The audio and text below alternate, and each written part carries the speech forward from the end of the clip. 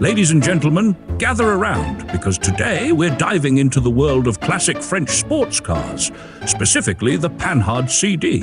And no, that's not short for compact disc, though considering it was produced between 1963 and 1965 and only 179 were ever made, it might be harder to find than an actual working compact disc player in the year 2025. Before we get into the nitty-gritty, a quick reminder.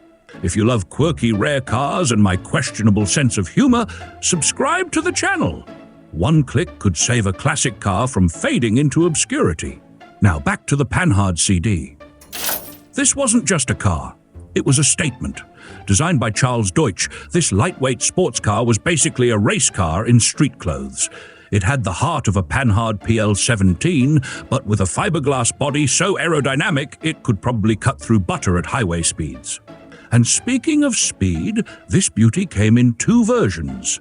The GT, with a modest 50 horsepower, reaching 165 kilometers per hour, 103 miles per hour, and the Rally, which squeezed out 60 horsepower and topped out at 180 kilometers per hour, 112 miles per hour. Now I know what you're thinking. 60 horsepower, that's barely enough to power my blender. But remember, this thing weighed just 580 kilograms, 1,279 pounds. That's lighter than most people's New Year's resolutions. Under the hood, if you can call it that, the Panhard CD had an 848 cubic centimeters, two-cylinder, four-stroke overhead valve boxer engine. Yes, 2 cylinders. That's half the cylinders of a lawnmower, but somehow it worked. It had a 4-speed manual transmission, because back then, real men shifted gears, not just opinions on the internet.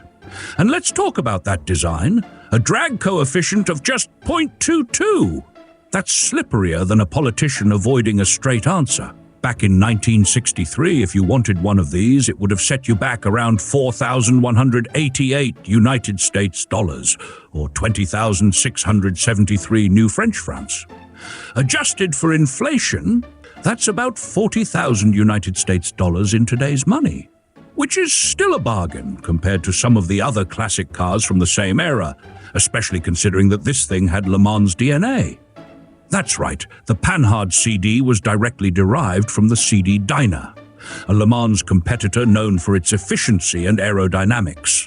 So, technically, if you own one, you could say you have a Le Mans car in your garage, you know, if you're trying to impress people at a classic car meet.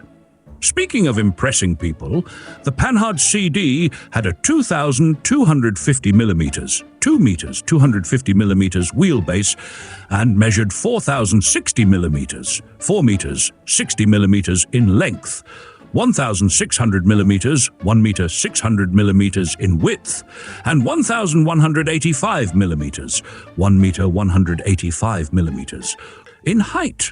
Its chassis was steel, but the body was made of lightweight fiberglass, produced by Chappe Gesselin, because if you can't pronounce the company, you know it's fancy.